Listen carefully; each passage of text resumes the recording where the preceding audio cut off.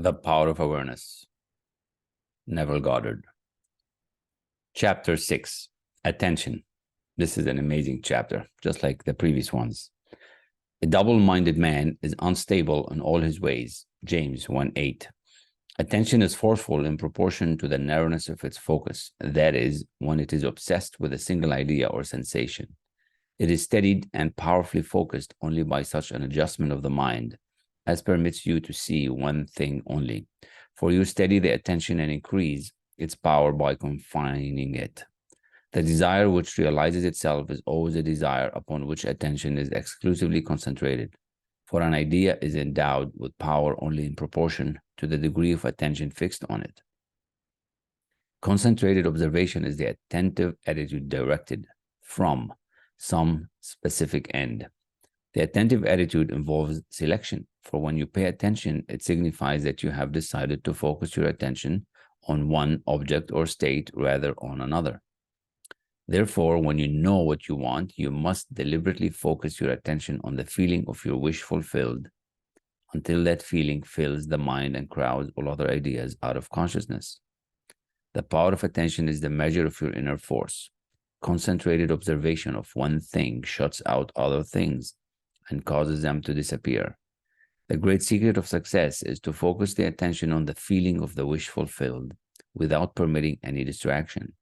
All progress depends upon an increase of attention. The ideas which impel you to action are those which dominate the consciousness, those which possess the attention.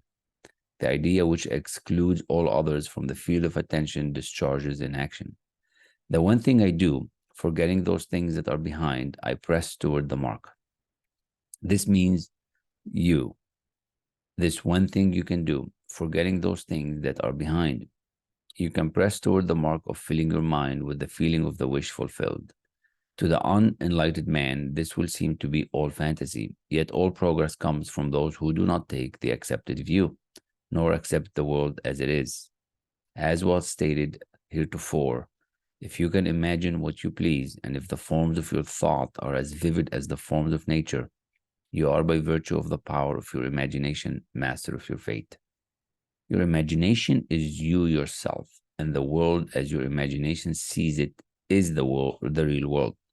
When you set out to master the movements of attention, which must be done if you would successfully alter the course of observed events, it is then you realize how little control you exercise over your imagination, and how much it is dominated by sensory impressions and by drifting on the tides of idle moods. When mastering the control of your attention, practice this exercise night after night, just before you drift off to sleep.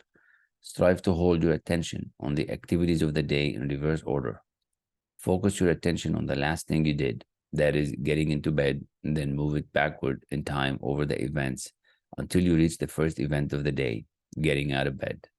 This is no easy exercise, but just as specific exercises greatly help in developing specific muscles, this will greatly help in developing the muscle of your attention.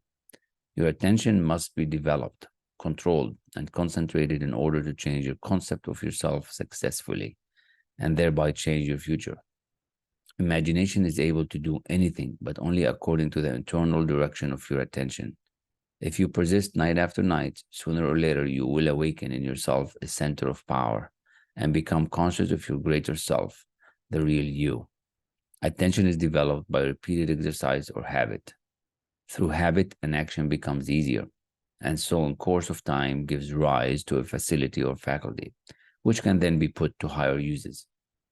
When you attain control of the internal direction of your attention, you will no longer stand in shallow water, but will launch out into the deep of life. You will walk in the assumption of the wish fulfilled as on a foundation more solid even than earth. If you like what you heard and listened to, subscribe, share, and like. Thank you.